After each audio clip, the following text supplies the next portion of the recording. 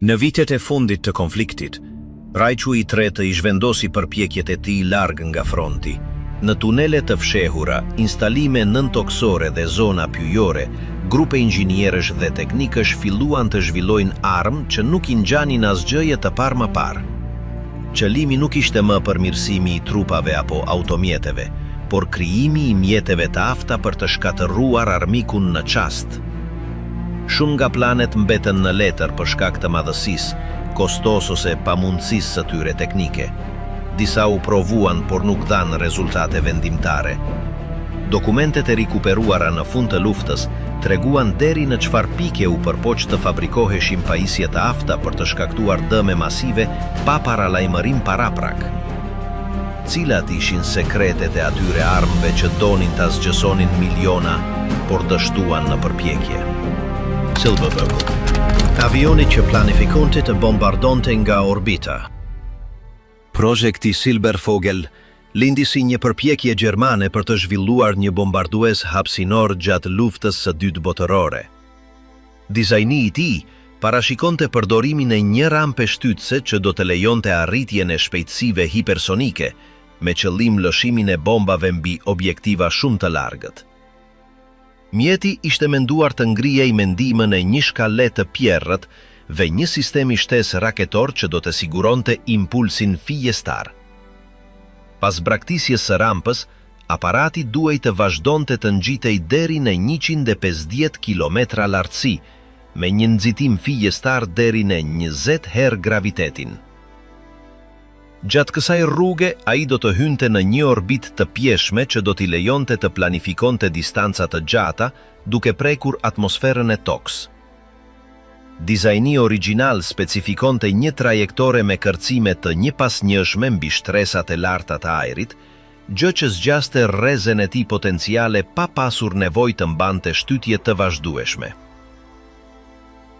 Trupi i anijes kishte një gjatësi afër 28 metra dhe një hapje krahesh prej 15 metra. Pesha e tij totale në lëshim do të arrinte 100 ton, ndërsa në bosh do të peshonte rreth 9. Shtytja fiestare e motorit kryesor do të ishte 610 ton gjatë 11 sekondave. Dimensionet dhe karakteristikat e motorit ishin menduar për të çuar automjetin në një shpejtësi të përafërt prej Mach 10. Automjeti Silvervogel u projektua me një ngarkesë shumë kërkuese aerodinamike dhe termike. Me arritjen e lartësive suborbitale dhe shpejtësive ekstreme, lëkura e aparatit do t'i nënshtrohej temperaturave mbi 1300 gradë Kelvin. Për t'i bërë ballë këtyre kushteve, dizajni parashikonte përdorimin e materialeve të afta për t'i rezistuar temperaturave të larta, pa kompromentuar strukturën. Planet propozuan që aparati të lëshonte ngarkesën e tij shpërtyese mbi objektivin pas një faze korrigjimi të trajektores, e quajtur faza e tretë e drejtimit, pikrisht përpara pikës së lëshimit. Më pas, automjeti do të ndikte trajektoren e tij zbritëse dhe do të ulej në një pistë të vendosur paraprakisht pasi të kishte udhëtuar mijëra kilometra. Motori kryesor i klasifikuar si A10 kishte një masë të ngarkuar prej gati 70 tonësh, ndërsa struktura e tij boshe peshonte pak më pak se 70. Lartësia e tij ishte 20 metra dhe diametri i tij pak më shumë se 4. Ky motor ofronte një shtytje më të madhe se 2 milion Newton, me një impuls specifik prej 247 sekondash, të reduktuar në 210 në nivelin e detit. Kozgjatja e vlerësuar e djegjies ishte 55 sekonda. Moduli si përm, i quajtur A9, kishte një masë totale prej më shumë se 16 tonësh dhe një masë strukturore prej 3. Ai maste pak më shumë se 14 metra lartësi, me një diametër prej 1,5 metër dhe një hapje krahësh prej pak më shumë se 3 metra. Shtytja e tij ishte gati 300 kN me një kozgjatje djegjieje prej 115 sekondash. Lartësia e tij maksimale do të arrinte 200 km dhe diapazoni i fluturimit do të ishte 1000 kilometra. Në një nga skemat e projektimit ishte parashikuar që aparati të ngjitej shpejt deri në 3 kilometra me shpejtësinë Mach 1.5 dhe më pas të vazhdonte të ngjitej për rreth 8 minuta derisa të arrinte tavanin e tij suborbital. Nga ajo pozicion, ai do të kryente një fluturim ndërkontinental me kërcime atmosferike përpara se të lëshonte ngarkesën e tij. Një nga dokumentet që përmendin këtë projekt është një studim kërkimor nga Luftfahrtforschung Gjermane, ku analizohet një sistem shtutjeje raketore për bombarduesit me rreze të gjatë. Raporti detajon arkitekturën e automjetit, sistemin e tij të navigimit dhe parametrat e rihyrjes. Sistemi i parashikuar i drejtimit përfshinte instrumente të afta për të mbajtur trajektoren orbitale pa devijime të rëndësishme dhe mbështetej në mekanizma mekanik dhe gjroskopik. Kontrolli aerodinamik u arrit falë sipërfaqeve të lëvizshme të instaluara në pjesën e pasme të aparatit, të cilat lejonin rregullimin e saktë të kursit gjatë fazave kur fluturonte brenda atmosferës. Duke krahasuar Silbervogel me automjetet hapësinore të zhvilluara më vonë si anija kozmike amerikane, u bë e qartë se ai kishte një avantazh. Raporti i tij midis ngritjes dhe rezistencës arriti një vlerë prej 5, ndërsa në modelin amerikan mezi arrinte në 4.5. Ky ndryshim pasqyronte një efikasitet më të madh në planifikimin e zgjatur. Pas luftës, njohuritë e akumuluara në këtë projekt zgjuan interesin e fuqive të ndryshme. U përpoq të rekrutoheshin përgjegjësitë e projektimit, ndër të cilët Eugen Zenger dhe bashkëpunëtorja e tij Irene Zenger-Brett. Dokumentet teknike mbi Silbervogel u studiuan në detaje, si nga Shtetet e Bashkuara ashtu edhe nga Bashkimi Sovjetik, të cilët kërkonin të përfitonin nga përvoja gjermane në teknologjitë hapësinore të avancuara. Në një fazë të mëvonshme, Zenger zhvilloi teori mbi shtytjen fotonike si evolucioni koncepteve filjestare të Silbervogel. Këto ide konsideronin përdorimin e energjisë së reaksionit të bazuar në dritë, të aftë për të arritur shpejtësi relativiste me masa shumë të vogla. Edhe pse këto propozime nuk ishin drejt për drejt të lidhura me Silbervogel, ato ndanin qëllimin e krijimit të sistemeve të transportit që të i kalonin kufijt atmosferik të njohur. Faza përfundimtare e projektimit përfshinte vlerësime për efektet termike të fluturimit, gjenerimin e energjisë gjatë impulsit filjestar dhe aftësinë e automjetit për t'i rezistuar stresit të kërcimeve të shumë fishta atmosferike. Në veçanti, u llogarit që sipërfaqja e jashtme do të përjetonte një presion dinamik jashtëzakonisht të lartë gjatë rihyrjes. Silbervogel nuk u ndërtua kurrë, por studimet e lidhura shënuan një precedent teknik që do të ndikonte në zhvillimin e mvonshëm të raketave, automjeteve orbitale dhe teorive të shtytjes së avancuar. Koncepti i fluturimit suborbital i kombinuar me kërcimin atmosferik u rimor dekada më vonë në propozimet hapësinore ajrore amerikane dhe sovjetike, ndose me teknologji shumë të ndryshme. Sonnengewehr, paskera hapësinor që synonte tokën. Regjimi zgjodhi Hillesleben, një lokalitet i rrethuar nga kodra dhe vegetacion i dendur, për të ngritur vendin e tij kryesor të provave të armatimit. Aty, një grup prej më shumë se 150 specialistësh në fizik dhe inxhinieri testuan 10 prototipa, disa prej të cilëve u përdorën gjatë luftimeve. Kur aleatët morën kontrollin e Gjermanisë në maj të vitit 1945, kompleksi u la pas.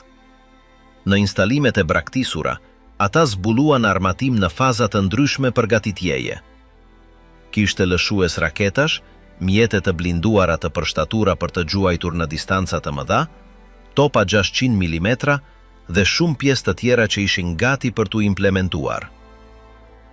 Midis të gjitha dokumenteve të gjetura, spikati një projekt i atribuar Hermann Oberth, i cili më vonë do të konsiderohej një figurë kyçe në zhvillimin e teknologjisë hapësinore. Projekti I njohur si Zonengewehr ose arma diellore parashikonte një strukturë të vendosur në hapësirën afër tokës. Sipas dokumenteve të gjetura, stacioni do të montohej në pjesë të ndërtuara në sipërfaqe dhe më pas të transportoheshin jashtë planetit. Procedura ishte e ngjashme me atë që u përdor dekada më vonë në stacionin hapësinor ndërkombëtar. Madje kishte edhe një përshkrim se si të gjenerohej forcë gravitacionale artificiale nga një lëvizje rrotulluese konstante.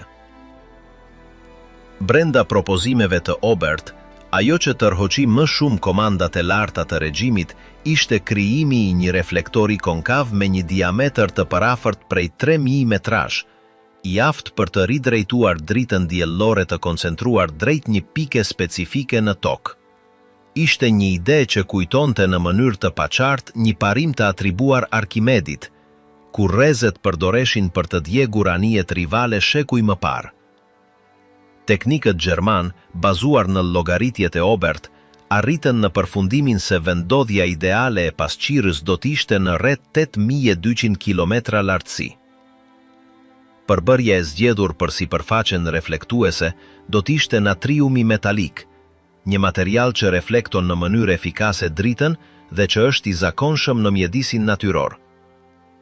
Edhe pse natriumi reagon në mënyrë të dhunshme në kontakt me ujin, ky detaj nuk krijoi probleme, pasi në vakumin e hapësirës nuk ka lagështi që të ndryshojë vetitë e tij. Seksionet e ndryshme të pasqyrës do të vendoseshin në orbit nëpërmjet një evolucioni të raketës V2. Ky version I ri, I quajtur V11, u projektua nga Wernher von Braun.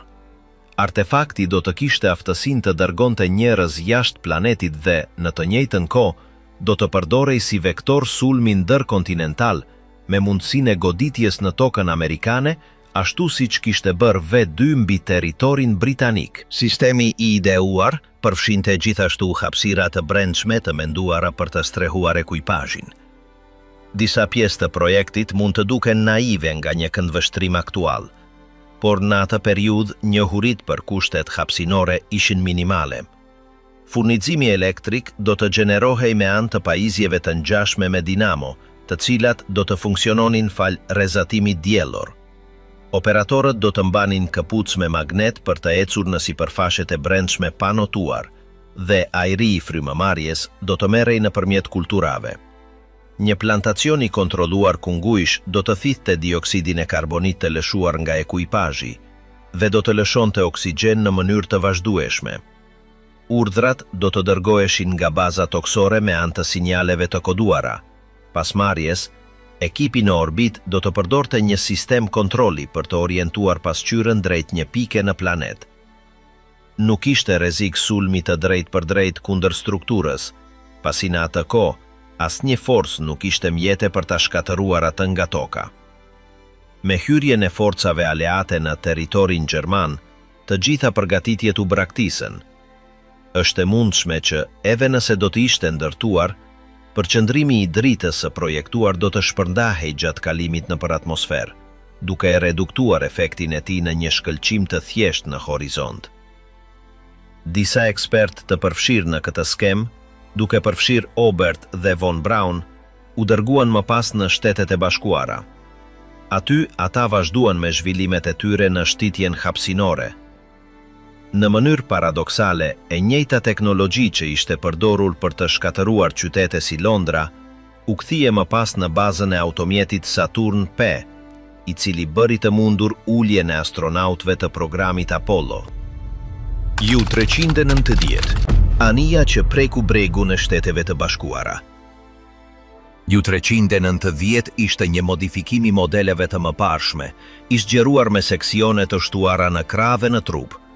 Prototipi I tij I parë përfundoi fluturimin e tij filestar në tetor të 1943 me rezultate pozitive.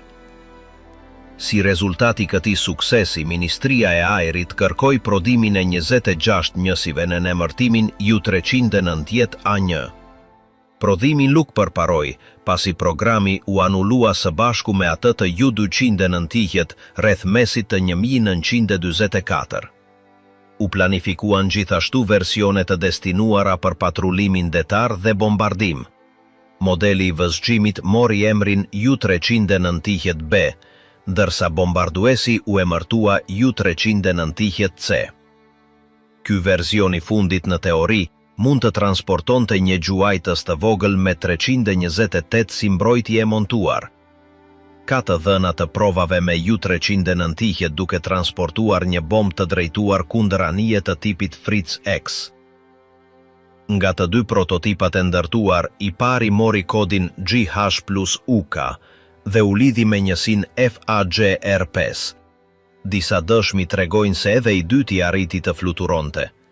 Piloti i provave Eiserman dokumentoi një fluturim në shkurt të 1944 në bordin e atij aparati, megjithse trupi i tij nuk u gjet kurrë.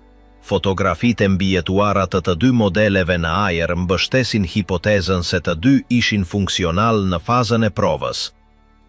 Një nga përdorimet më të komentuara ishte një fluturim i supozuar me rreze të gjatë drejt Japonisë. Albert Speer, ministri i armatimeve i Rajhut të Tretë, pohoi në një dëshmi të mëvonshme se një ekuipazh i Junkers kreu një udhëtim polar në territorin japonez në 1944.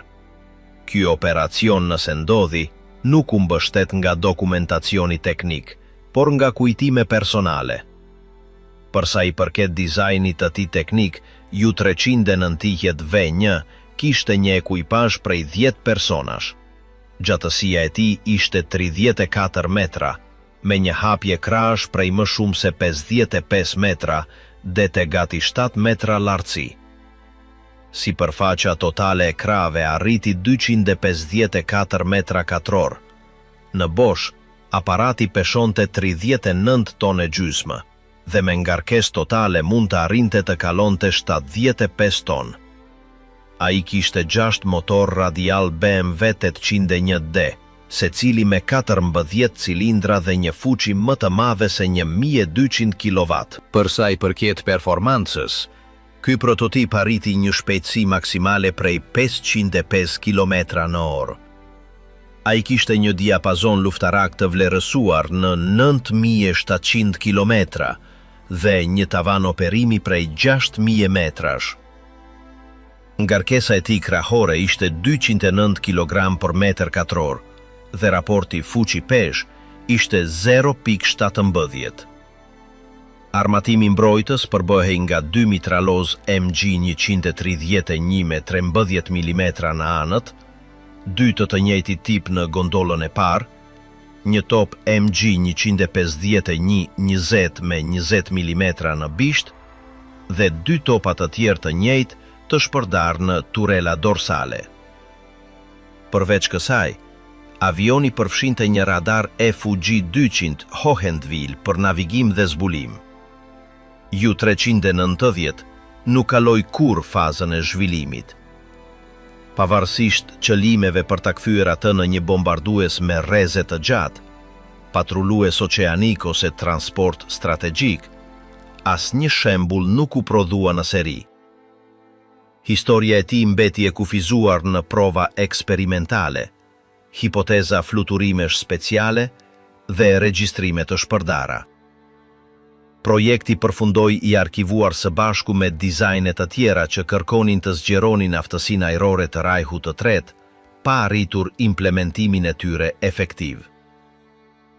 Propozimi i America Bomber, pjesë të cilit ishte Ju-390, u hodh poshtë përfundimisht. Ai konkuronte me modele si Me-264 dhe Ta-400, të gjitha me objektivin për të arritur Amerikën e Veriut pa ndalesa. Edhe pse teknikisht i realizueshëm, logjistika dhe konteksti i luftës i penguan t'i qonin përtej bordeve të planifikimit.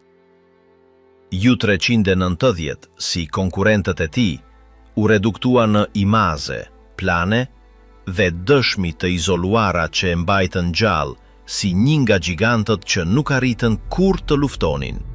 Fliegerfaust, raketale suesi që dështoi në frontin ajror. projekti Fliegerfaust, i njohur edhe si Luftfaust, ishte një nizmë gjermane për të krijuar një lushues të transportueshëm raketash të projektuar për të rrëzuar avionet armik nga toka. Ai u zhvillua në pjesën e fundit të konfliktit, kur dominimi ajror aleat po bëhej gjithnjë më dërmues. Ai u ideua nga firma Hazak, e vendosur në Leipzig në vitin 1944. Dizajni filestar rezultoi në 2 verzione të ndryshme që kërkonin të rrisnin rrezen dhe saktësinë e armës pa humbur transportueshmërinë. Varianti i parë, i quajtur Fliegerfaust A, kishte 4 tuba qitjeje. Secili lëshonte një predh 20 mm me një peshë prej 90 gramësh, të ngarkuar me 19 gram eksploziv. Edhe pse dizajni ishte funksional, u konsiderua i pamjaftueshëm përballë shpejtësisë dhe lartësisë së avionëve armik. Menjëherë pas kësaj, u zhvillua Fliegerfaust B, i njohur gjithashtu si Luftfaust. Ky version përfshiu 5 topa shtesë, duke arritur në një total prej 9. Arma maste 1,5 metra dhe peshonte 6 kilograme gjysmë. Mekanika e tij e qitjes u nda në 2 kohë. Së pari lëshoheshin 4 raketa dhe 1/10 e sekondës më vonë 5 të mbeturat. Kështu shmangjeshin përplasjet midis predhave dhe ruhej stabiliteti i trajektores. Përveç kësaj, ekzistonte një prototip eksperimental i pagazuar si Fliegerfaust C. Ky model montonte 6 tuba 30 mm dhe përdorte municion që vinte nga topi automatik MK-108, i zakonshëm në avion si Me-262. Çdo predh peshonte 330 gram dhe mbante 75 gram eksploziv. Megjithatë, ky prototip nuk e kaloi kur fazën e provave. Për sa i përket përdorimit të tij real, Fliegerfaust tregoi kufizime të rëndësishme që në fillim. Edhe pse teorikisht duhej të arrinte objektiva në 500 metra, shpërdarja e raketave zvogëlonte në mënyrë drastike efektivitetin e saj. Si rezultat, arma nuk përmbushi pritshmëritë. Megjithatë, në 1945 u bën porosi masive. U kërkuan më shumë se 10.000 njësi lëshuese dhe rreth 4 milion raketa, por vetëm një pjesë e vogël arriti të përfundohej. Sipas regjistrimeve, vetëm 80 pajisje u përdorën në mënyrë eksperimentale nga një njësi e stacionuar në Saarbrücken. Kur forcat amerikane morën Leipzigun, gjetën të paprekura instalimet e Hazak. Brenda tyre ishin ruajtur mijëra Fliegerfaust të përdorura, të cilat u dërguan në Shtetet e Bashkuara për analizë. Më vonë, studimet e kryera mbi këtë model do të shërbenin si bazë për sistemet e ardhshme portative kundërajrore të përdorura nga ai vend. 23. Supertopi i varosur në kodrën e Mimoiczek. Në 1943, Sar Roechling prezantoi një dizajn të pazakont. Bëhej fjalë për një top 120 metra, i menduar për të sulmuar në distanca të mëdha pa pasur nevojë për predha të drejtuara. Arma, e njohur si V3, përdorte parimin e ngarkesave të shumta anësore të anguluara që ndizeshin në mënyrë sekuenciale. Idea nuk ishte e re. Dekada më parë, Lyman dhe Haskell e kishin provuar pa sukses, pasi flakët e ngarkesës bazë arrinin dhomat pasuese përpara kalimit të predhës. Inxhinieri Conders propozoi një zgjidhje në 1941, aktivizimin e çdo ngarkese me pulse elektrike, të sinkronizuara me lëvizjen e predhës. Atë vit u ndërtua një model i reduktuar me 20 mm kalibër në një fushë provash në Mizdroj, në Poloni. Gjatë provave të pranverës të 1943, arma funksionoi siç pritej. Hitleri, kur mësoi rezultatet, vendosi të avancoj projektin pa u konsultuar me komandën e lartë. Ai donte një armë të tretë hakmarrëse, pas V1 dhe V2. Propozimi ishte të ngrihej një bateri prej 50 topash që synonin Londrën, nga një pikë afër Calais. Kështu lindi operacioni Vize, i cili parashikonte ndërtimin e 5 tubave të montuar brenda një kodre shkumsi. Çdo tub do të instalohej në një kënd fiks, imbuluar nga një çemer betoni me trashësi më shumë se 5 metra. Predha, me 140 kg, duhej të përshkonte 140 metrat e topit me ndihmën e dhomave të ndezjes të vendosura çdo 3 metra e gjysmë. Fal ndezjes progresive, shpejtësia në dalje nga tubi do të kalonte 1500 metra për sekond. Nuk përdoreshin viza apo stabilizues të brendshëm. Predhat ishin me gryk të lëmuar, me fleta të jashtme, të ngjashme me modelet kanadeze që do të shfaqeshin dekada më vonë. Ndërtimi filloi në shtator të 1943. U përdorën qindra punëtor të detyruar për të gërmuar një tunel të thellë në kodrën e Mimojek, e vendosur rreth 160 km nga Londra. Që në fillim, rezistenca franceze informoi aleatët. Në nëntor të po atij viti, filluan sulmet e para ajrore kundër zonës. Pavarësisht bombardimeve të vazhdueshme, struktura rezistoi. Eve bombat tollboj, me më shumë se 5 ton, nuk shkaktuan dëme të rëndësishme.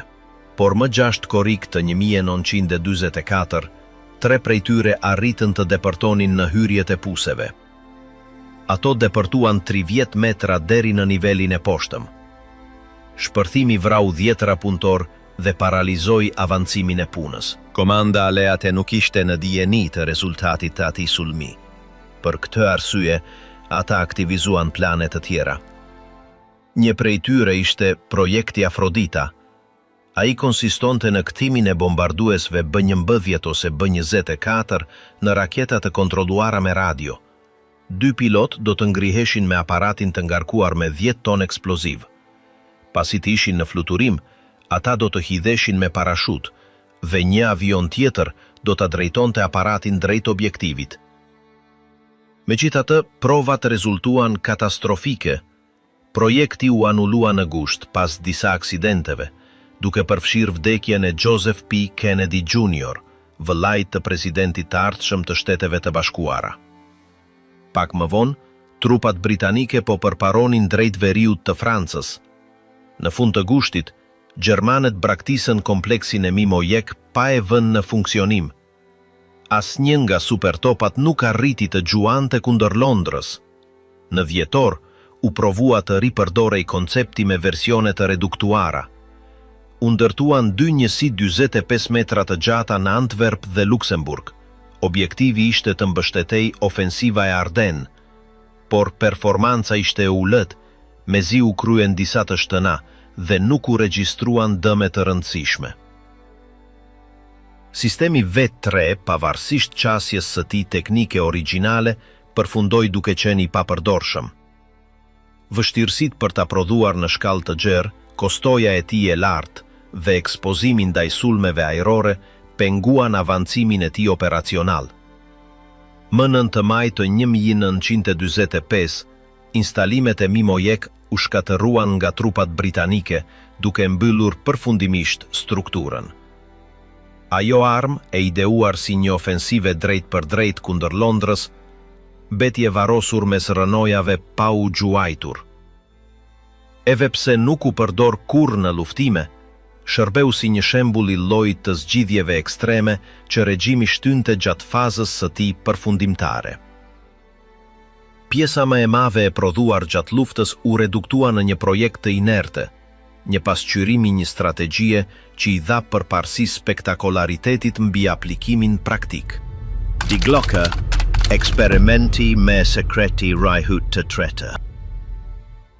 Gjatë luftës së dytë botërore, lindi thashethemi për një pajisje të fshehur midis projekteve më të rezervuara të Rajhut të tretë. E njohur si Die Glocke ose Kambana, u përmend për herë të parë nga studiuesi polak Igor Witkowski, bazuar në disa transkriptime të supozuara sekrete të marrjes në pyetje të oficerit SS Jakob Sporenberg.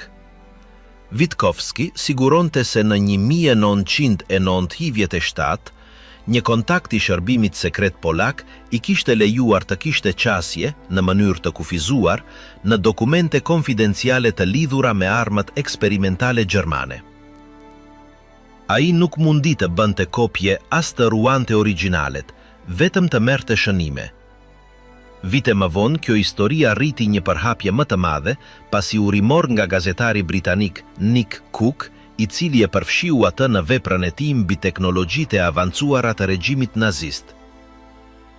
Cook përshkroi një objekt metalik me sipërfaqe të shëndritshme që rrotullohej rreth boshtit të vet dhe të cilit i atribuoheshin efekte të jashtëzakonshme mbi gjithçka që e rrethonte.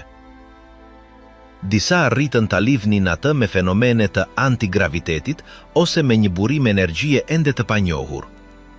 Të tjerë e lidhën atë me eksperimente të lidhura me praktika okultiste, madje edhe me udhëtime të mundshme në kohë. Legjenda u zgjerua duke u lidhur me Hans Kammler, një komandant i lartë i SS, i cili gjoja kishte negociuar për t'i dorëzuar pajisjen Shteteve të Bashkuara në këmbin të imunitetit kur lufta ishte pranë fundit. Sipas rrëfimeve, aparati do të ishte ndërtuar në një instalacion ultra sekret të njohur si El Gigante, i vendosur pranë kufirit me Çekoslovakinë. Thuhet se provat u zhvilluan në afërsi të minierës Wenceslaus, brenda një kompleksi non-toksor të fshehur midis maleve të Silezisë. Në përputhje me përshkrimet e mbledhura, Die Glocke maste midis 3 dhe 5 metra lartësi dhe kishte një diametër afër 3 metra. Struktura e saj kujtonte qartë një kamban të madhe të bërë nga një metal i rënd dhe plotësisht e veshur me materiale izoluese. Ndërsa raportet u grumbulluan, u shfaqën detaje mbi funksionimin e supozuar të pajisjes. Ai përmbante brenda tij 2 cilindra rrotullues që mbusheshin me një lëng me ngjyrë vjollc të ngjashëm me merkurin, të cilit ju dha emri i koduar Zherum 525. Ky lëng ruhej në enë të kapsuluara në plumb dhe të izoluara në mas të mave. Gjatë provave u përdorën gjithashtu substanca si peroksidet e toriumit dhe beriliumit, materiale që rrisnin në rrezikshmërinë e eksperimentit. Efekti i artefaktit mbi organizmat e gjallë u përshkrua si vdekjeprurës, indet kristalizoheshin, gjaku ndahej dhe bimët shpërbëheshin deri në një substancë ngjitëse. Gjatë provave filjeshtare, u zbatuan kufizime të reja operative në perimetrin e zonës së provave. Aktivizimet e pajisjes kërkonin një rreze izolimi më të madhe se 200 metra, për shkak të efekteve fizike dhe kimike të zbuluara në çdo sekuencë eksperimentale. Kontrolli mbi qasjen ishte aq rigoroz, sa që eve shumë brenda njësive teknike të vetë regjimit nuk e dinin që projekti ishte në zhvillim. Një nga elementet që forcoi legjendën ishte prania e një strukture në rrënoja të njohur si El Henge, e vendosur në një distancë të shkurtër nga miniera. Bëhet fjalë për një unaz betoni me kolona vertikale, funksioni i të cilës nuk u sqarua plotësisht kurrë. Disa studiues spekulojnë se mund të ketë qenë një platformë provash për Die Glocke, ndërsa të tjerë e interpretojnë atë si pjesë e një kulle ftohëse industriale, pa lidhje me teknologjitë e avancuara. Ndërsa më shumë autor po hetonin, filluan të shfaqen teori të reja. Joseph P. Farrell propozoi në librat e tij se Die Glocke ishte pjesë e një programi kërkimor mbi shtytjen egzotike, energjinë e lirë dhe manipulimin e hapësirë kohës.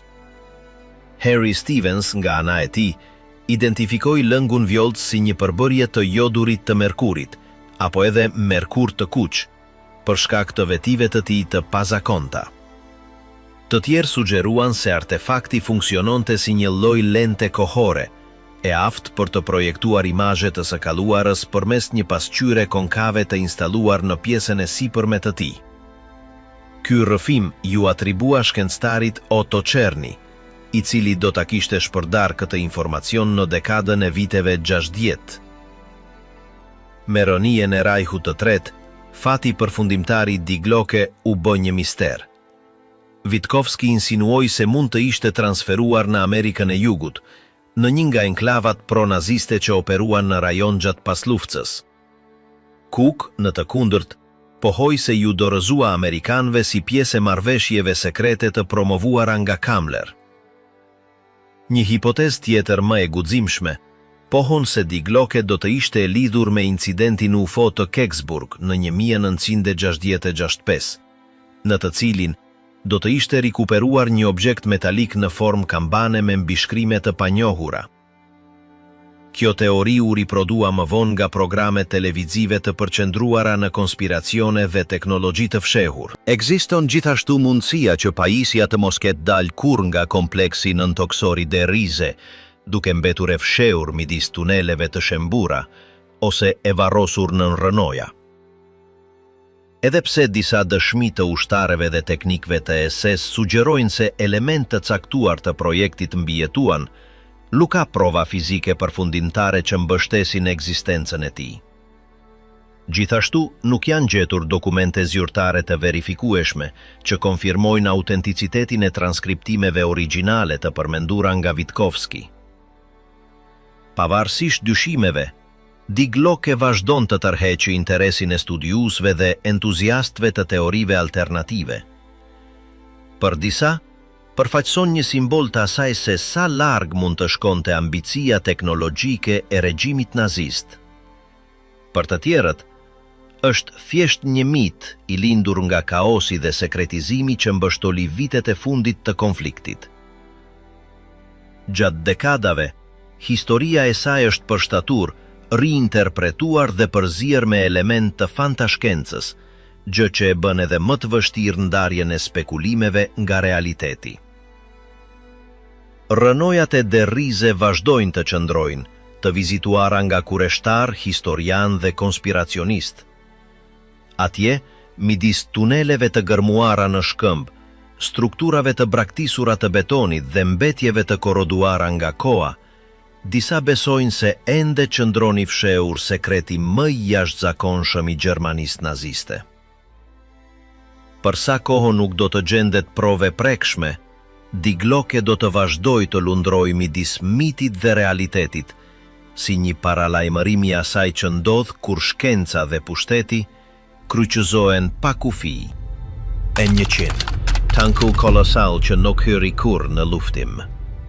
Rreth vitit 1942, Gjermania hapi një nizme ambicioze, serin e automjeteve E të konceptuar për të zëvendësuar modelet e mëparshme si Panzer III, Panzer IV dhe ato më të rënda Panther dhe Tiger. Objektivi ishte të unifikoheshin komponentët midis automjeteve të blinduara të ndryshme për të lehtësuar prodhimin dhe mirëmbajtjen në mes të luftës së shkallës. Brenda kësaj familjeje, lindi më kolosali nga të gjithë, E100, një tank eksperimental që arriti të peshonte 140 ton. Edhe pse ishte një projekt thjesht teknik, dizajni i tij integronte mësimet e grumbulluara nga njësitë në front dhe kërkonte të përfshinte përmirësime teknologjike kundrejt kufizimeve të vërejtura tashmë në modelet e tjera. Zhvillimi i tij ju dha firmës Adler, e cila propozoi një dizajn fijjestar me një peshë të vlerësuar prej 100 ton. Megjithatë, përfshirja e një turele 50 tonësh të projektuar nga Krupp, e njëjta e parashikuar për Maus, dhe zgjatja e shasis për ta strehuar, e ngritën peshën totale të automjetit deri në 140 ton. Ndryshe nga Maus, që kishte një dizajn më eksperimental, E100 ruante një konfigurim konvencional me motorin të instaluar në pjesën e pasme. Blindazi i tij anësor, ashtu si zinxhirët, mund të çmontohej për të lehtësuar transportin e tij me tren, një detaj thelbësor duke pasur parasysh për masat e tij. Provat u kryen me motorin Maybach HL 230, i njëjti Tiger 2. Edhe pse zhvillonte 700 kuaj fuqi, ky motor rezultoi pamjaftueshëm për të lëvizur një strukturë të tillë me shkathtësi. U arritën vetëm shpejtësi prej 20 km/h në terren të rrafshët. Si alternativ, Maybach po punonte në një model të ri të mbushur me ajër, HL 232, që premtonte 1200 kuaj fuqi, me një konsum të vlerësuar prej 10 litrash për kilometër dhe një autonomi teorike prej 120 kilometrash, fal depozitës së tij prej 1200 litrash. Me atë konfigurim më të fuqishëm, pritej një shpejtësi maksimale prej 40 km/h në rrugë. Armatimi i parashikuar përfshinte opsione të rënda, një top 150 apo edhe 170 mm. Megjithatë, turela e disponueshme rezultoi shumë e vogël për të akomoduar topin më të madh. Në rast se do të ishte zgjedhur ajo copë, dizajni do të kishte hequr dorë nga turela dhe do të ishte përshtatur në një strukturë fikse të tipit kazemat. Gjithashtu parashikohej hapësirë për mitralos të ndryshëm, duke zgjeruar kështu kapacitetin e tij mbrojtës në luftim të afërt. Modeli arriti të ndërtohej vetëm pjesërisht, pa turel apo armatim të montuar. Në maj të 1945, ndërsa konflikti po arrinte në fundin e tij, shasia u dërgua në Mbretërinë e Bashkuar për t'u ekzaminuar. Gjatë provave, u identifikuan pengesa teknike që rrjedhin nga madhësia e tij e sproporcionuar. Tiger II kishte treguar tashmë kufirin e pranueshëm për automjete të këtij lloji, dhe 100 i kalonte me shumë ato shifra. Presioni që ushtronte mbi terren arrinte në një pikë 43 kg për centimetër katror, gjë që e bënte pak të përshtatshëm për zona të përqendrueshme ose pa fortësi. Pezullimi i përdorur, i tipit Belleville Washer, përpiqej të shpërdante atë peshë ekstreme. Për masat e tij ishin të jashtëzakonshme, 8.7 metra gjatësi, 4.48 gjerësi dhe 3.32 lartësi. Në kushte normale do të kishte kërkuar një staf prej 6 personash. Hitleri, i cili fillimisht kishte shtyr tanket super të rënda si simbole të fuqisë teknike dhe psikologjike, përfundoi duke urdhëruar në pjesën e fundit të konfliktit anulimin e të gjitha projekteve të ngjashme për shkak të mungesës së burimeve. Ky vendim paralizoi plotësisht avancimin e E100, i cili mbeti në duart e vetëm 3 punëtorëve në ditët e tij të fundit të montimit. Me kolapsin e rajhut të tretë, modeli nuk hyri kur në prodhim dhe as nuk u përdor në luftime. Fundi i tij ishte ai një eksperimenti të ndalur në mes të rrugës, i paaft për të demonstruar nëse, për te indikimit vizual, do të kishte qenë i dobishëm në fushën e betejës. Panzerkampfwagen e 100 nuk arriti të gjuaj asnjë predh të vetme. Megjithatë, dizajni i tij vazhdon të analizohet deri më sot si përpjekja maksimale e regjimit nazist për të krijuar një tank që të i kalonte të gjitha kufiit e njohur. Pavarësisht historisë së tij të shkurtër, ai përfaqëson një shembull të asaj se sa larg arriti industria gjermane e luftës në fiksimin e saj për të krijuar makina gjigante, edhe kur dobia e tyre praktike ishte tashmë e dyshimt. Ashtu si projekte të tjera të njëjtës epokë, ekzistenca e tij përfundoi duke qenë më simbolike se operative. Për një mjarate, automjeti i blinduar detar i anulluar para se të rotullohej. Ndërsa po avanconin studimet mbi automjetet e blinduara të rënda, në qershor të 1942 u prezantua një projekt me përmasa më të mëdha, i njohur si Landkreutzer P, 1000 ratte. Propozimi, i nxitur nga kompania Krupp, parashikonte një automjet të blinduar me karakteristika të pa eksploruara më parë në fushën toksore. Me një peshë të vlerësuar prej 1000 tonesh, dizajni propozonte një platformë të armatosur me kapacitet sulmues masiv dhe ekuipazh të krahasueshëm me një staf detar. Sipas planeve, gjatësia e tij do të kishte kaluar 39 metra, me një gjerësi prej pothuajse 14 dhe një lartësi që rrotulej rreth 11. Numri minimal i personave në bord do të kishte qenë 40. Blindazi i parashikuar për këtë kolos varionte midis 150 dhe 360 mm, me një dispozicion që imitonte rezistencën strukturore të një anijeje luftarake. Përsa i përket armatimit të tij kryesor, mendohej të instaloheshin 2 topa detar me kalibër të madh, të njëjtët që montoheshin në kryqëzorët e rënd, Kësaj do t'i shtoheshin edhe 2 turela të tjera të ngjashme me ato të tankut Maus, të pajisura me topa 128 mm dhe pjesë koaksiale 75. Kompleksi plotësohej me armatim dytësor, topa kundërajror të montuar në grupe prej 4 dhe armatim më të lehtë për të mbrojtur anet. Për të lëvizur një strukturë të tillë, u vlerësuan 2 sisteme të mundshme shtytëse.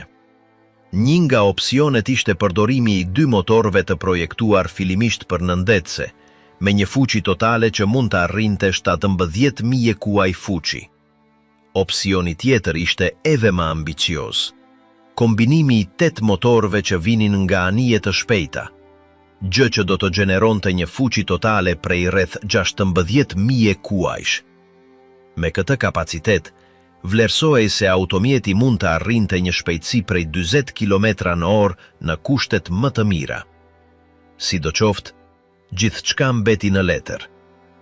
Nuk u bën prova reale dhe as nuk u ndërtua ndonjë sistemi plot funksional. Lëvishmëria varej nga 6 zinshir, 3 për çdo anë, me një gjerësi individuale prej 3,5 metra. Ky dispozicion kërkonte të shpërdante peshën për të shmangur fundosjen në sipërfaqe të buta. Megjithatë, pesha totale e bënte të pamundur kalimin e tij nëpër rrugë standarde. Presioni mbi tokë te i kalonte ndjeshëm tolerancën e çdo rruge të paforcuar. Përveç kësaj, kalimi i urave konvencionale përjashtohej dhe transporti i tij do të kishte kërkuar infrastruktura specifike. Autonomia ishte gjithashtu e pasigurt, pasi konsumi i karburantit të kësaj platforme te i kalonte me shumë parametrat normal për automjetet luftarake. U parashikua një lartësi e lirë nga toka prej 2,10 metra, duke lejuar kalimin e trupave ujore të cekta. Gjithashtu, u planifikua instalimi i një marrjeje ajri për të mbajtur motorin funksional në kushte pjesore të vaditjes. Ky konfigurim forkonte idenë e një automjeti me kapacitete statike të zgjatura. Brenda tij, parashikohej të përfshiheshin motocikleta BMW R22 të destinuara për detyra eksplorimi, veçanërisht të dobishme, pasi automjeti të arrinte pozicionin e tij përfundimtar në luftim. Vëllimi total e bënte të dukshëm nga distanca të konsiderueshme, gjë që ekspozonte ndaj sulmeve ajrore. Pavarësisht se kishte armatim kundërajror, madhësia e tij do të kishte vështirësuar mbrojtjen ndaj bombardimeve nga lartësi të mëdha. Raporti midis profilit dhe shpejtësisë së tij potenciale ngriti dyshime mbi zbatueshmërinë e tij si armë manovre. Ideja për ta vendosur atë në zona të hapura kërkonte një sistem logjistik kompleks, përveç rrugëve specifike dhe personelit të trajnuar për detyra të mirëmbajtjes parandaluese. Programi u anulua në 1943 me vendim të ministrit Albert Speer. Vështirësitë e provimit, shpenzimet dhe materiale dhe kompleksiteti teknik e bën të pamundur vazhdimin e zhvillimit. Instalimet ekzistuese nuk mund të përshtateshin me kërkesat e montimit as me metodat e transportit. Edhe pse disa element u morën parasysh në modele teorike, nuk është dokumentuar ndërtimi i prototipeve fizike apo i seksioneve funksionale. Projekti nuk përparoi mëtej se planet dhe simulimet. Përdorimi i motorëve detar në një automjet me këto karakteristika pasqyronte një tendencë në rritje në industrinë e armatimit të momentit, transferimin e zgjidhjeve nga fusha të tjera pa vërtetim praktik. Ndërsa disa kombe kërkonin të optimizonin prodhimin e automjeteve të mezme dhe të gjithanshme, ky propozim vuri bast për një shkallë pa precedent, me një qasje të përqendruar në vendosjen e fuqisë në shkallë të gjerë. Kufizimet operative, konsumi i energjisë dhe kërkesat logjistike e vendosën atë jashtë kufive funksional të një mjedisi luftarak realist. Emërtimi ratte, që do të thot binte në kontrast me madhësinë e tij reale. Edhe pse nuk u konkretizua kurrë si makinë funksionale, ekzistenca e tij në dokumentet zyrtare e ka kthyer në një shembull ekstrem të studimeve gjermane të asaj kohe. Përmendja e tij vazhdon në analizat teknike, literaturën ushtarake dhe paraqitjet fiktive. Në terma të zbatueshmërisë taktike, nuk ishte mjedise ku mund të funksiononte në mënyrë efikase pa u ekspozuar. Koha e kërkuar për të përgatitur vendosjen e tij dhe përpjekja teknike e përfshirë e kthyen atë në një ide aq të tepruar sa të papraktikueshme. Regjistrimet në dispozicion tregojnë se zhvillimi i tij bashkëjetoi me projekte të tjera ambicioze të blindazhit. Megjithatë, madhësia e tij, konsumi dhe kërkesat të i kalonin kapacitetet e sistemit logjistik gjerman drejt fundit të luftës. Prioritetet përfunduan të përqendruara në modele më realiste brenda kufizimeve industriale. Kështu, Landkreuzer P-1000 Ratte mbeti si një nga propozimet më përfaqësuese të ekstremizmit teknologjik në armatimin toksor të shekullit të 20. Projekti Uran, gara bërtamore e humbur e Rajhut të Tretë. Në dhjetor të 1938, dy kimistë gjerman zbuluan se uraniumi, kur bombardohej me neutrone, prodhonte barium. Ky reakcion u kuptua nga Lise Meitner dhe nipi i saj Otto Frisch, të cilët e njohen procesin si ndarje bërthamore. Frisch e provoi vet javë më vonë. Në Gjermani, lajmi qarkulloi shpejt midis akademikëve dhe ushtarakëve, të cilët filluan të shihnin përdorimin e tij të mundshëm si burim energjie dhe mjet lufte. Ishte atëherë kur u formua një grup shkencëtarësh rreth ides, më vonë i quajtur Uran-Verein, ose Klubi i Uraniumit. Vetëm disa muaj më vonë, në prill të 1939, fizikanti Paul Hartek dhe asistenti i tij Wilhelm Groth paralajmëruan Ministrinë e Luftës për potencialin e madh ushtarak që mund të kishin ato reaksione bërthamore. Në të njëjtën kohë, akademik të tjerë si Georg Joos dhe Wilhelm Hanle dërguan në raporte të ngjashme në Ministrinë e Edukimit të Rajhut.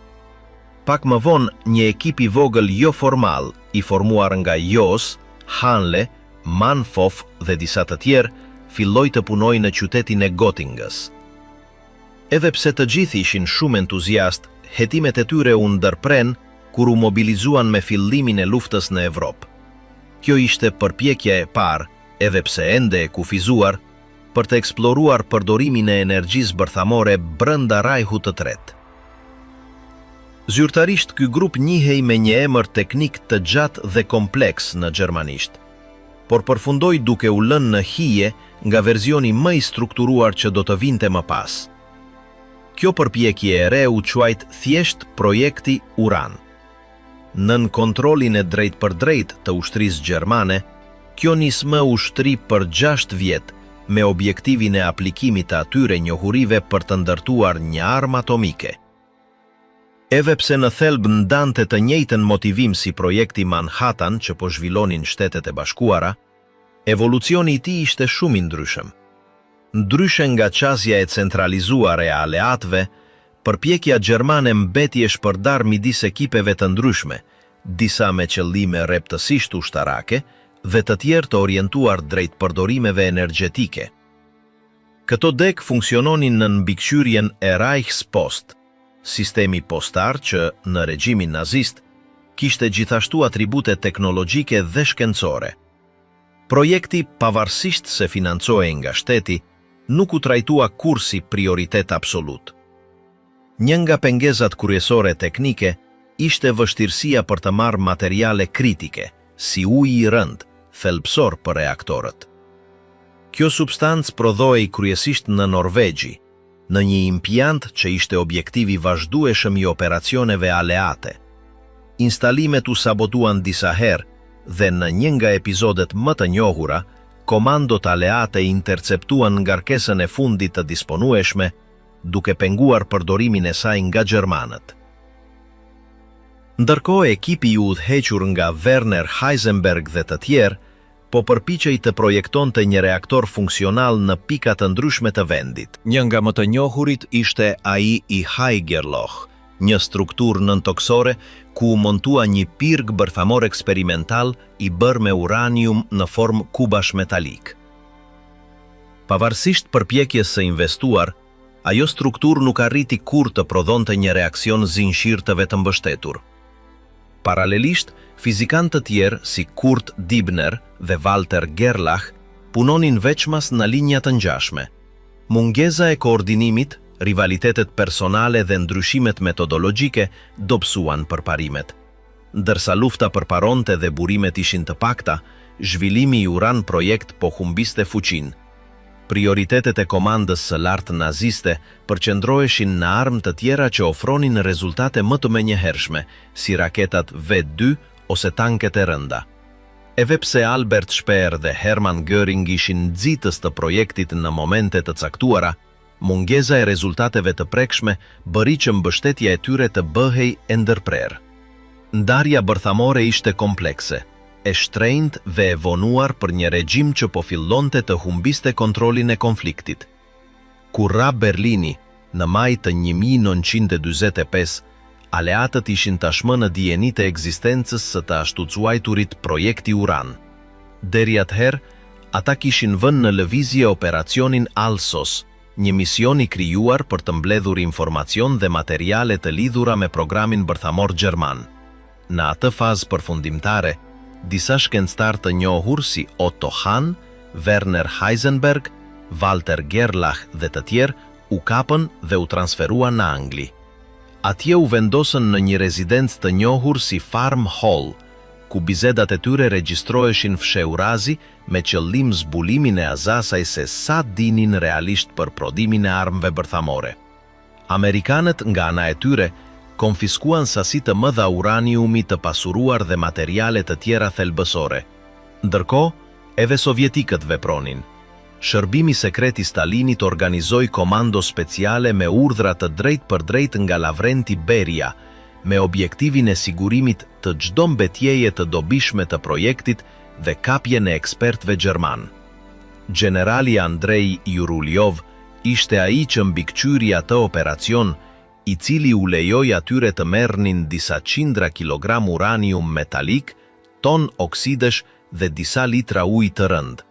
Përveç kësaj, ata arritën të merrnin teknik shumë të vlefshëm, si Manfred von Arden, Peter Thyssen dhe Ludwig Bevilogua, të cilët u transferuan në Bashkimin Sovjetik me të gjitha njohuritë e tyre shkencore. Pavarësisht këtyre përpjekjeve të vona, bilanci ishte i qartë. Rajhu i tretë nuk arriti të zhvilloj as edhe një bombë bërthamore funksionale. Shuma e improvizimit, mungesës, sabotazeve aleate dhe vendimeve të gabueshme e ktheu projektin Uran në një premtim që nuk u përmbush kurrë. Ndërkohë, Shtetet e Bashkuara përparuan paralelisht me një drejtim të qartë dhe burime të pakufizuara, duke kulmuar me krijimin e 2 bombave reale që shënuan fundin e konfliktit. Uran Verein mbeti si një epizod i papërfunduar i asaj që mund të kishte qenë, por nuk ishte.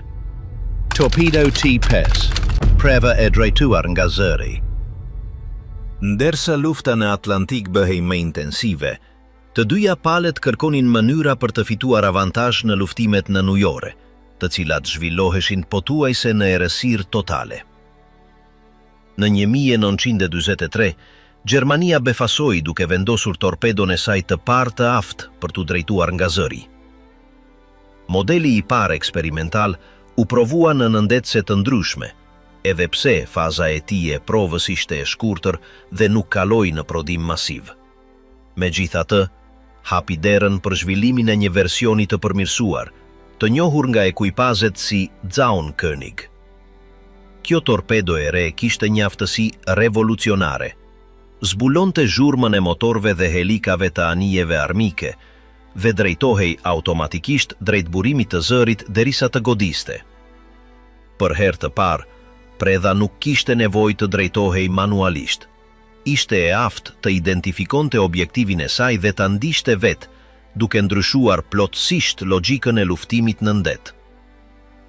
Ofensiva e parë e madhe me këtë torpedo të re gjermane ndodhi në shtator të 1943, kundër konvojeve aleate në Atlantikun e Veriut.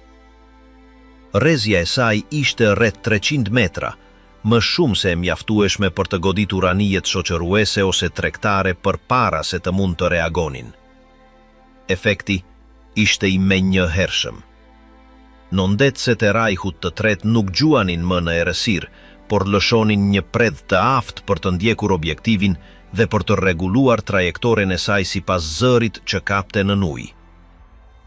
Për atë kohë, fushata gjermane e nëndetëseve po pësonte humbje gjithnjë më serioze, pjesërisht për shkak të përparimeve në radar, përdorimit të portaavionëve shoqërues, armëve kundër nëndetëse si mortajat Hedgehog dhe një koordinimi në rritje ajror nga Xhiri i Biskajës. Megjithatë, ky lloj i ri i torpedos u dha atyre për një kohë të shkurtër avantazhin, duke detyruar aleatët të risikonin taktikat e tyre të mbrojtjes detare. Në të njëjtën kohë Shtetet e Bashkuara gjithashtu po përparonin me teknologjinë e tyre të drejtimit. Në fillim të atij viti, ata prezantuan një torpedo të projektuar për t'u lëshuar nga avionët, e quajtur popullore si mina ajrore, ndonse në të vërtetë ishte shumë më e sofistikuar. Misioni i saj ishte të gjuante nëndetëset armike të zbuluara nga sensorët akustik të lëshuar në det. Në maj, një hidroavion i tipit Catalina arriti të fundoste një nga nëndetëset gjermane duke përdorur këtë sistem, ndonse raportet ndryshojnë se cila ishte saktësisht. Më vonë, në qershor të 1944, një porta-avion shoqërues amerikan lokalizoi një nëndetëse japoneze që transportonte materiale strategjike drejt Evropës. Anija u gjurmua nga 2 avion silurues dhe u godit nga 2 nga këto mina akustike, gjë që shkaktoi fundosjen e saj. Goditja ishte aq e saktë sa që zëri mbeti i regjistruar dhe sot është pjesë e arkivave historike të Shteteve të Bashkuara. Funksionimi i brendshëm i këtyre torpedove kombinonte saktësinë mekanike me interpretimin akustik. Ato përfshinin një matricë senzorësh që vlerësonin mjedisin sipas dallimeve të fazës, duke gjeneruar tufa drejtimi të ndjeshme ndaj zhurmës. Në modelet më moderne, modelet mund të rregulloheshin në mënyrë digjitale, por ato fillestare ishin të mjaftueshme për të zbuluar motorët, kavitacionin ose reflektimet akustike të objektivit. Në modalitetin e tij pasiv, torpedo kapte mjedisin pa lëshuar sinjal. Pasi të zbulohej një objektiv potencial, ajo kalonte në sonar aktiv dhe fillonte ndjekjen. Nëse objektivi përdorte kundërmasa, sistemi duhej të vendoste midis sinjaleve të rreme dhe asaj reale, duke u drejtuar nga qëndrueshmëria dhe forca e zërit. Përpara lëshimit të armës, platforma e qitjes përcaktonte parametrat e kërkimit. Këta përfshinin thellësinë e vlerësuar të objektivit dhe zonën ku mund të zbulohej. Kështu, torpedo tashmë nisej me një orientim filjestar përpara se të aktivizonte zbulimin e saj të pavarur. Ky koordinim midis sistemit të lëshimit dhe drejtimit autonom bëri që këto pajisje të krahasoheshin me raketat moderne të tipit Gjuaj dhe Harro. Shfaqja e këtij kërcënimi detyroi aleatët të zhvillonin zgjidhje urgjente. Një nga më të përdorurat ishte gjeneratori i zhurmës Foxer, një karem i tërhequr që lëshonte zëra më të fortë se helikat e tyre. Duke ndjekur këtë zhurmë, torpedo rrotullohej në rrath derisa të shteronte karburantin e saj. Kjo strategji pati aq sukses sa që nga më shumë se 700 torpedo gjermane të lëshuara, vetëm 77 arritën të godisnin. Megjithatë, përdorimi i Foxer kishte një kosto. Bllokonte senzorët vetjak kundër nëndetëse të anijes, gjë që linte nëndetëset e tjera pa u zbuluar. Një tjetër taktik aleate ishte manovra e njohur si step aside. Duke identifikuar një sun të afërt, anija kryente një kthim të papritur jashtë rrezes akustike të torpedos, duke arritur ta shmangte dhe, në shumë raste, të kundërsulmonte nëndetësen përgjegjëse.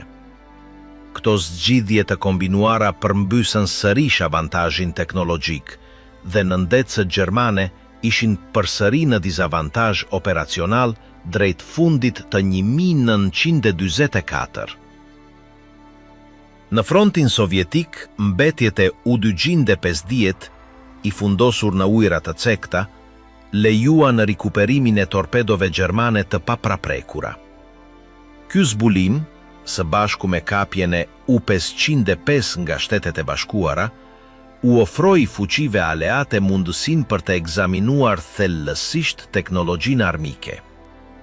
Edhe pse Bashkimi Sovjetik premtoi të ndajë detaje teknike me marinën britanike, bashkëpunimi u anullua kur oficerët arritën në Kronstadt. Atyre nuk ju lejua të shihnin armatimin dhe u kthyen pa të dhëna të dobishme.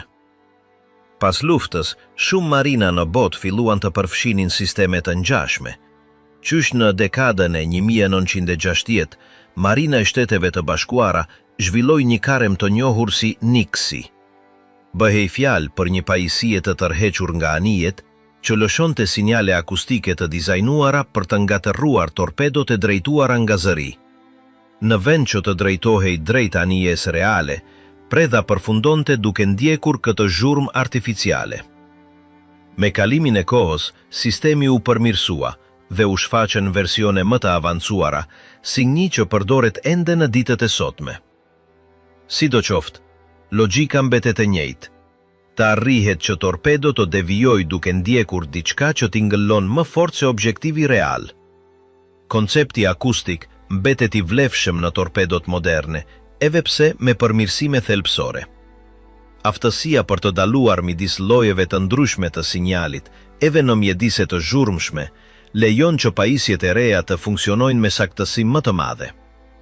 Sidoqoftë, baza mbetet e njëjta që prezantoi T5, një prevë në ujore që dëgjon, vendos dhe sulmon pa kërkuar më shumë drejtim. Ky lloj arme përfaqësoi një para dhe një pas në historinë e luftimit detar. Edhe pse versionet e para nuk ishin plotësisht efektive për shkak të kundërmasave armike, ato detyruan aleatët të ndryshonin taktikat e tyre në mes të konfliktit. Vetëm me ekzistencën e tyre, ato ndryshuan plotësisht marrëdhënien midis gjuetarit dhe pres në ndet, dhe lanë një mësim shumë të qartë. Në luftën në ujore, zëri mund të bëhej po aq vdekjeprurës sa çdo eksploziv. M262, gjuajtësi me reakcion që arriti vonë në luftë. Gjatë viteve të fundit të konfliktit, Gjermania kërkoi në mënyrë të dëshpëruar të zhvilloj një avion që mund të frenonte dominimin ajror të aleatëve. Rezultati ishte një aparat krejtësisht i ndryshëm nga gjithçka që ishte parë deri atëherë. Në 1944, M262 u shfaq si gjuajtësi i parë me reakcion në botë që hynte në luftime dhe bëri këtë në emrin e koduar Schwalbe, ose dallëndyshe. Ky avion nuk ishte vetëm një përmirësim teknologjik, shpejtësia e tij te i kalonte ndjeshëm atë të çdo avioni aleat. Ndërsa gjuajtësit britanik dhe amerikan mezi preknin 700 km/h, M262 përshkonte qiellin në 900, gjë që e bënte praktikisht të paarritshëm gjatë luftimeve të drejtë për drejta. Nuk kishte nevojë të ikte sepse asnjë kundërshtar nuk mund ta ndiqte. I shtyr nga 2 motor me reakcion Jumo 004B, ai mund të ngrihej dhe të arrinte shpejtësinë e tij të lundrimit në më pak kohë se sa u duhej bombarduesve armik për të organizuar formacionin e tyre. Ai kishte një dizajn aerodinamik shumë të avancuar, me krash i gjet, karrocë uljeje të tërheqshme dhe një kabinë të projektuar posaçërisht për të rritur dukshmërinë.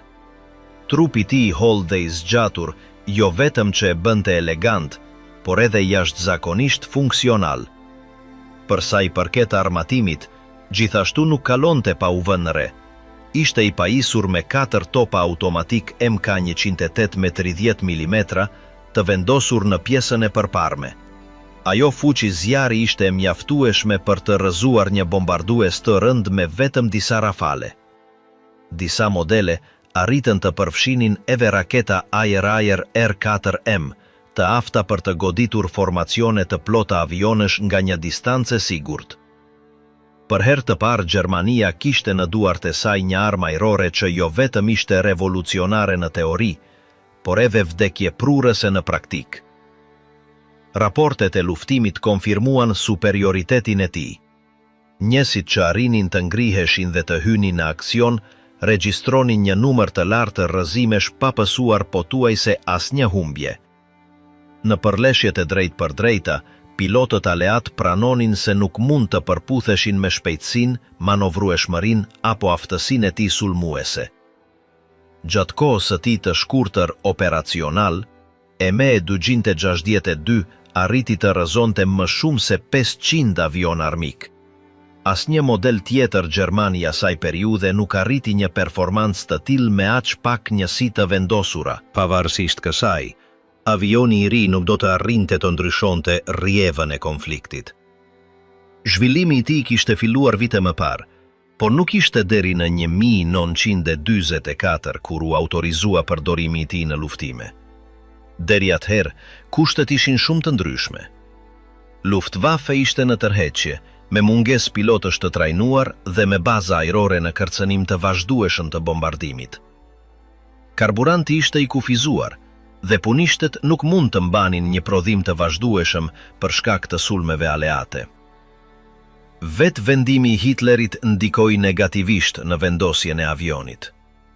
Për një kohë, ai këmbënguli që të përshtatej si avion sulmi në tokë në vend që të përdorej vetëm si gjuajtës, gjë që e vonoi edhe më shumë hyrjen e tij në shërbim. Kur u autorizua përdorimi i tij si interceptor i pastër, ishte tashmë vonë.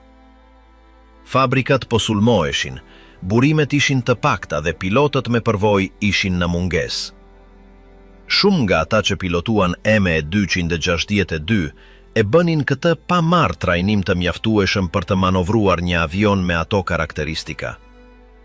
Në total, u ndërtuan rreth 1400 njësi, por vetëm një pjesë arriti të operonte realisht në luftime. Sulmet e vazhdueshme në aerodrom, mungesa e pjesëve të këmbimit dhe gjendja kritike e industrisë gjermane bën që shumë avionë reaktiv të mos mund të ngriheshin kurrë. Ata që e bënin, shpesh nuk gjenin kushte të përshtatshme për të ulur dhe përfundonin të dëmtuar ose të shkatërruar në manovra të detyruara. Me-262 ishte padyshim një mrekulli teknike përpara kohës së saj.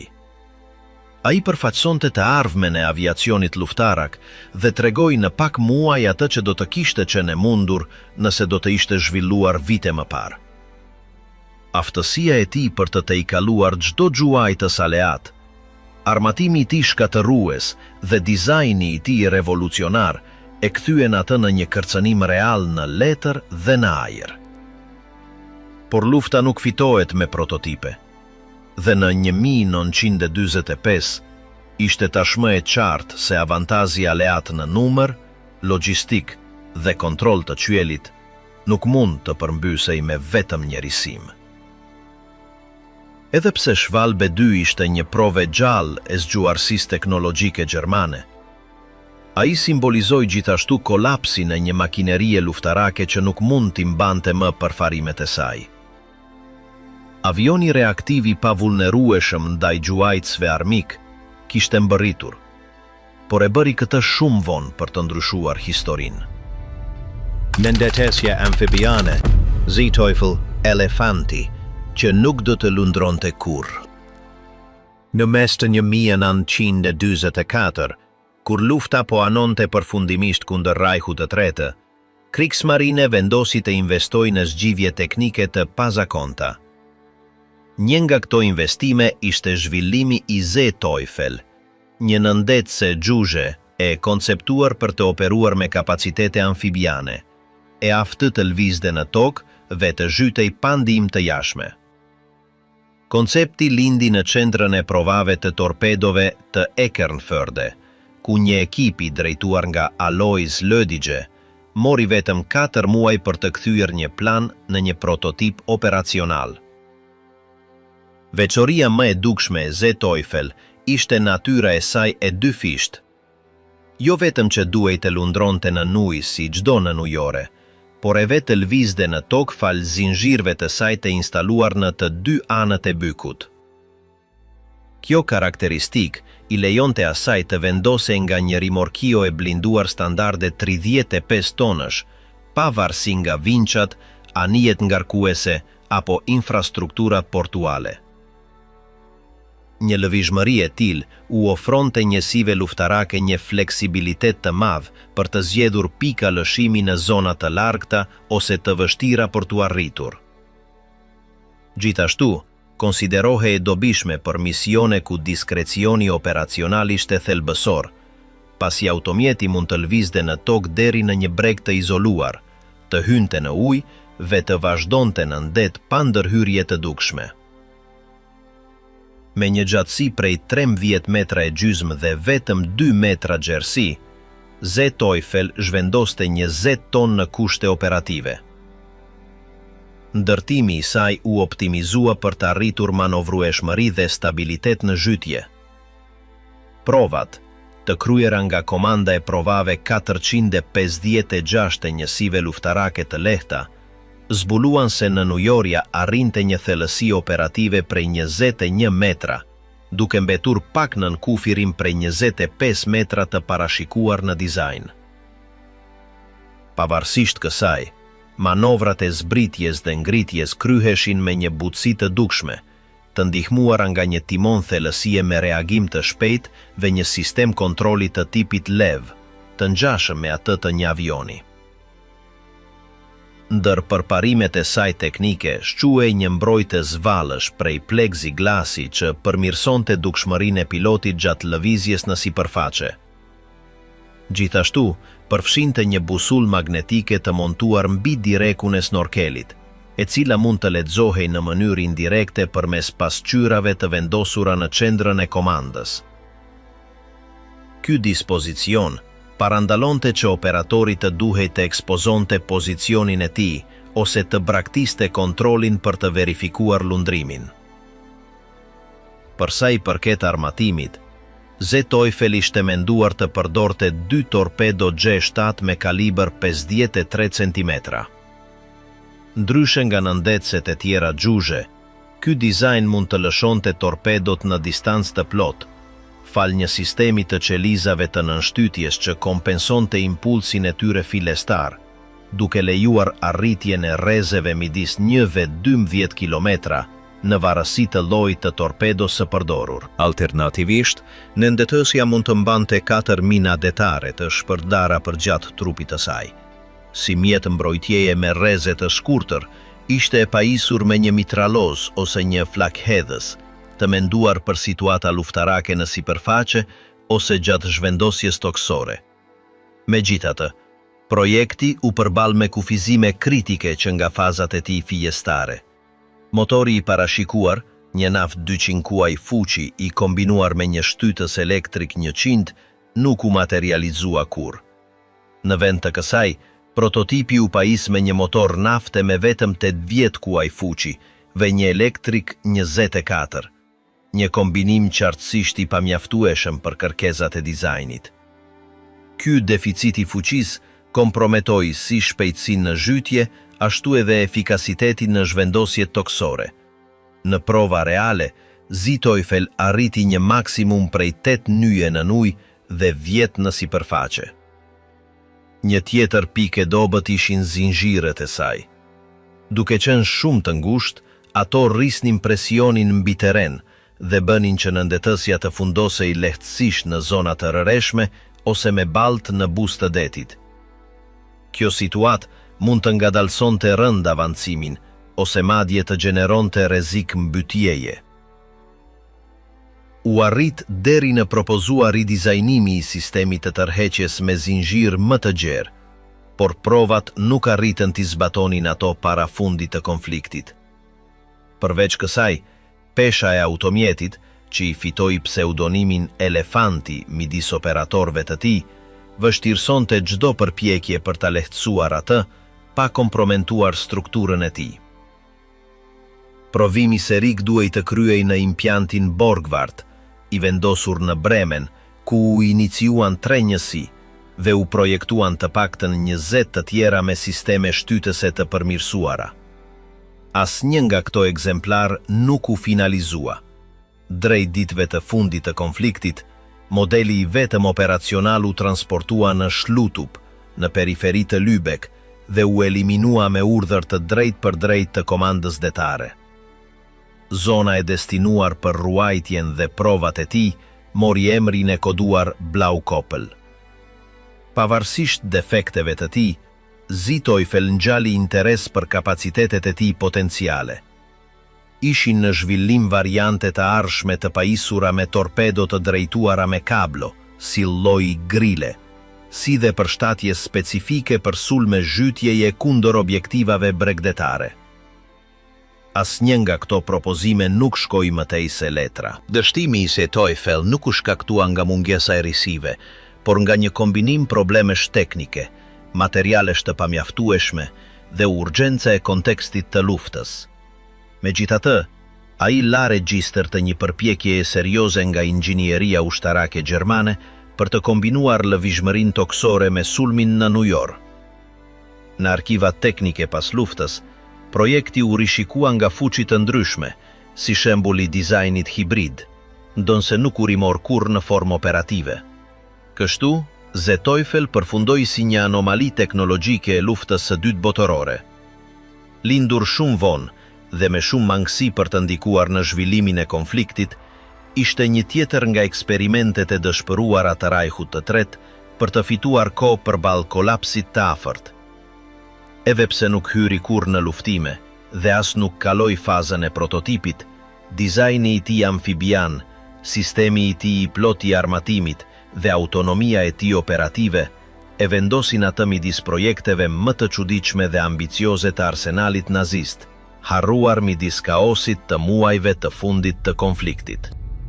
Arado e 555, krahu fluturues që sinonte New Yorkun.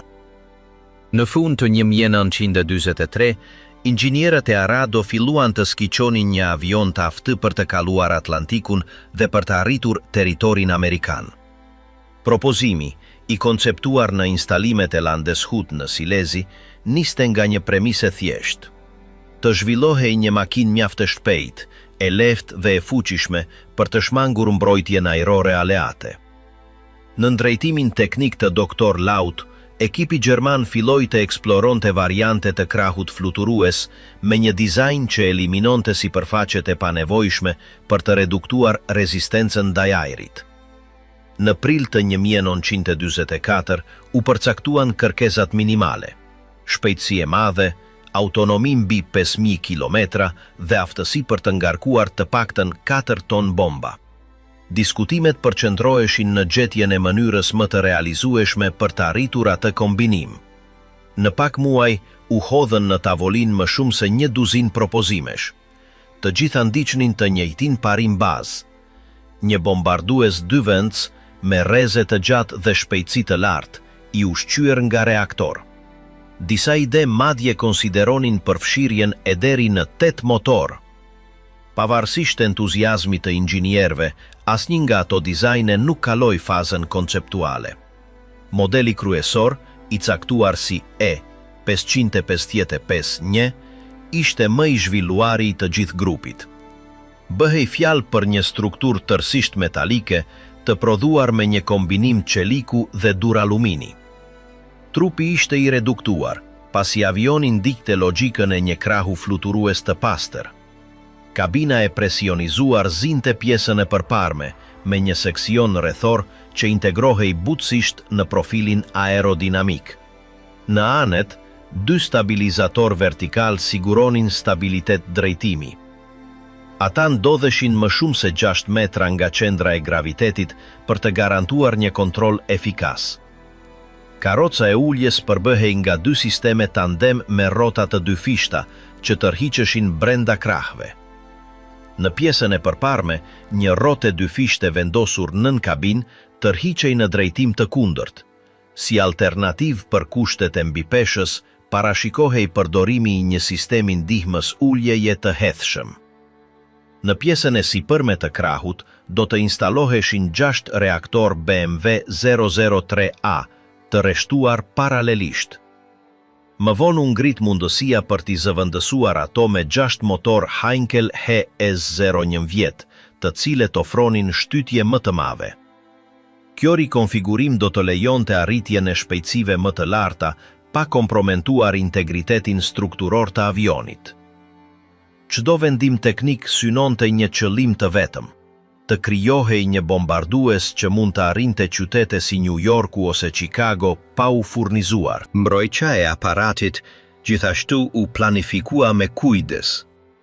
2 topa MK103 me 30 mm do të vendoseshin me njëherë pas kabines, të montuar mbi shpinën e trupit. Një turele operuar në distancë me 2 topa MG-15-120 do të instalohej pas seksionit të presionizuar të komandës. Një palë tjetër topash të njëjtit lloj do të vendosej në pjesën e pasme, e kontrolluar përmes një periskopi nga një stacion i blinduar armësh. Ndërsa grumbulloheshin planet dhe llogaritjet, prioritetet e Luftwaffe filluan të ndryshonin. Në dhjetor të 1944, Ministria e Ajrit e Reichut urdhroi anullimin e programit. Lufta ishte në një fazë kritike, me mungesë burimesh, humbje territoresh dhe një ofensivë ajrore aleate që dënonte fabrikat gjermane çdo ditë. Prodhimi duhej të përqendrohej në gjuajtës mbrojtës dhe modele të provuara. Arado E555 kaloi kështu në arkivin e projekteve të përfunduara. Nga të gjitha dizajnet e propozuara, një shquej mbi të tjerat.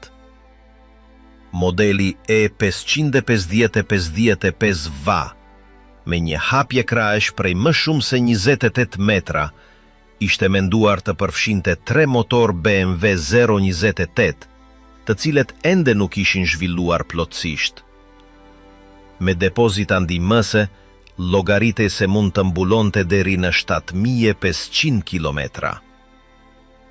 Profili i tij i përgjigjej drejt për drejt kërkesave fillestare të projektit, të kalonte oqeanet, të sulmonte objektiva strategjike dhe të kthehej pa u ndalur. Sot, ky bombardues i projektuar ruan një farë tërheqie midis entuziastëve të modelizmit teknik. Firma Revell prodhon një kopje në shkallë 1/72 bazuar në planet e tij origjinale, të cilat disa entuziasti i rindërtojnë duke përdorur modele spekulative kamuflazhi.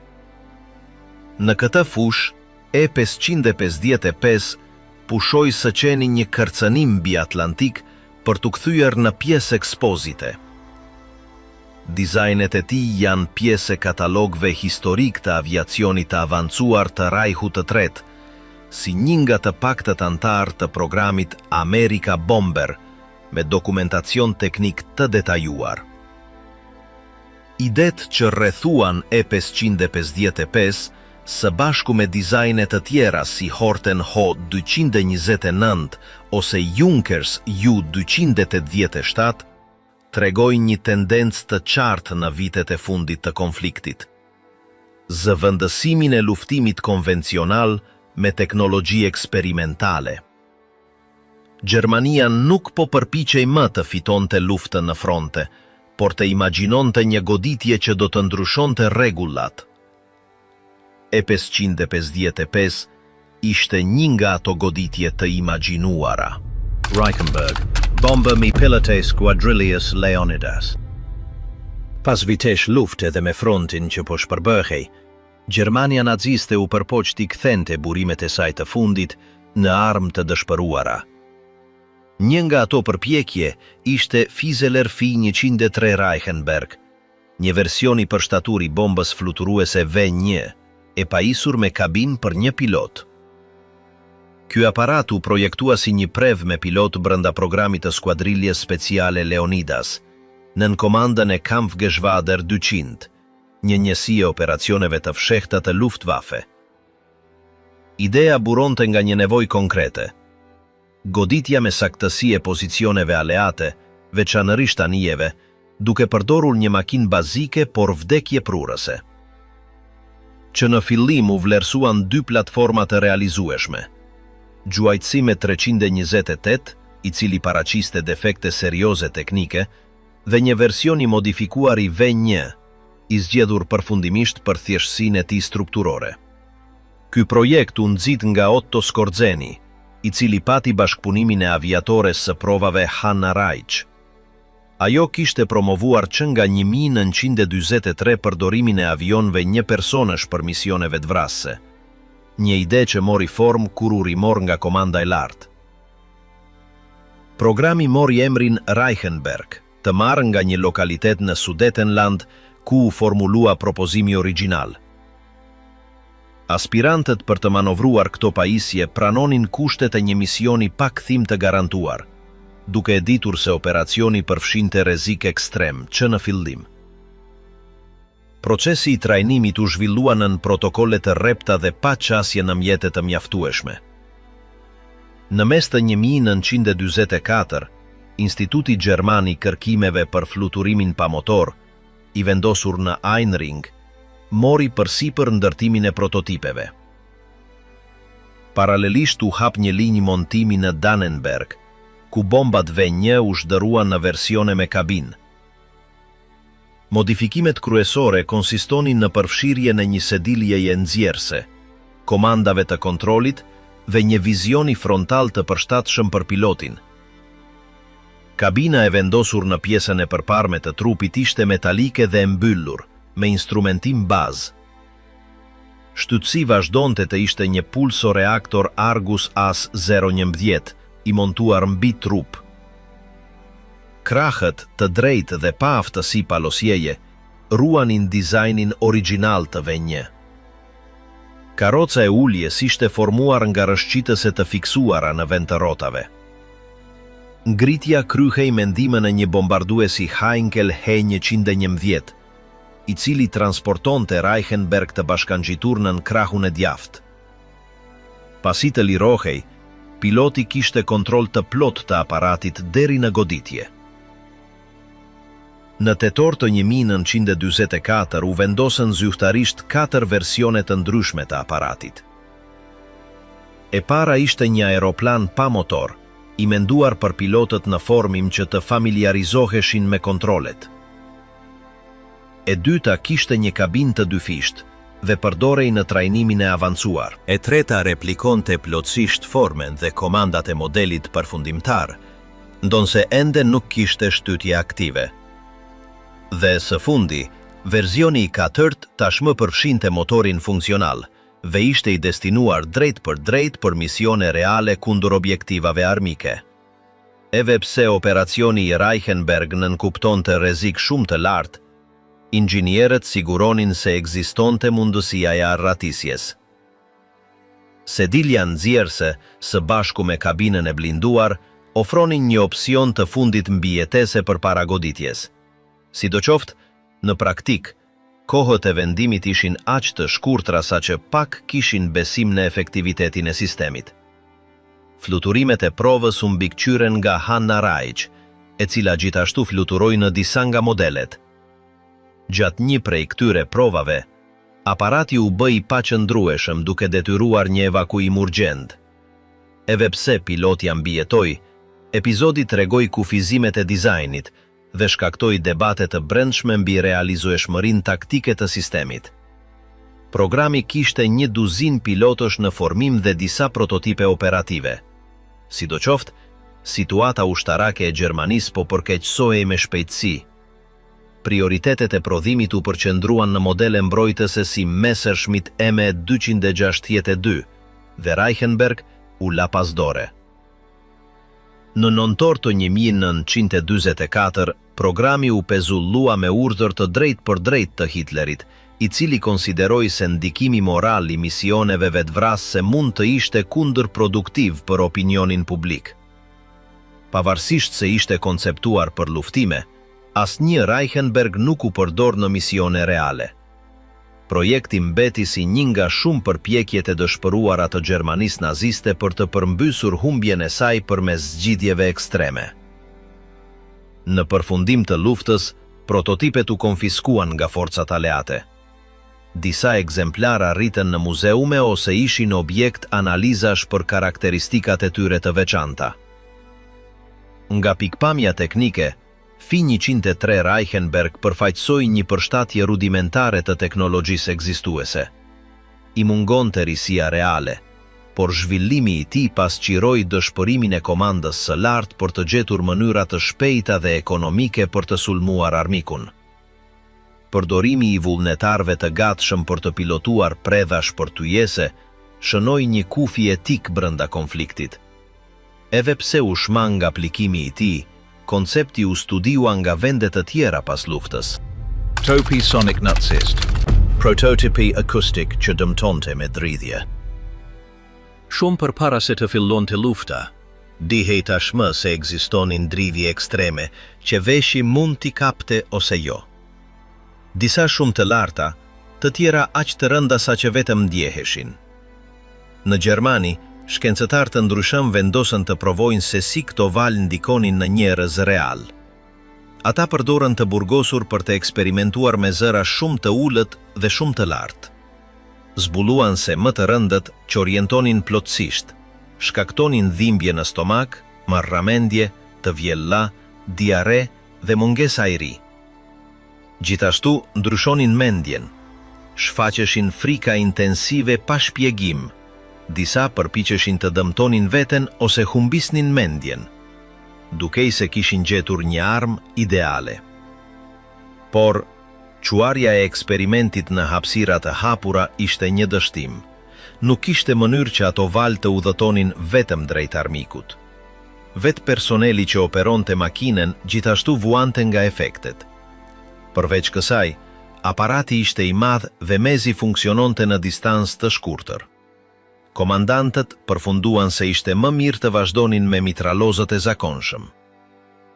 Përballë dështimit me valë të rënda, studiuesit gjerman ndryshuan qasjen. Filluan të kërkojnë forma të tjera për të përdorur zërin si mjet sulmi. Njëri prej tyre ishte Richard Walauschek nga Instituti i Akustikës në Tirol. Ai drejtoi krijimin e një aparati që mund të shkaktonte të fikët ose madje të vriste, vetëm duke lëshuar një zhurmë të fortë. Artefakti ishte gati në 1944.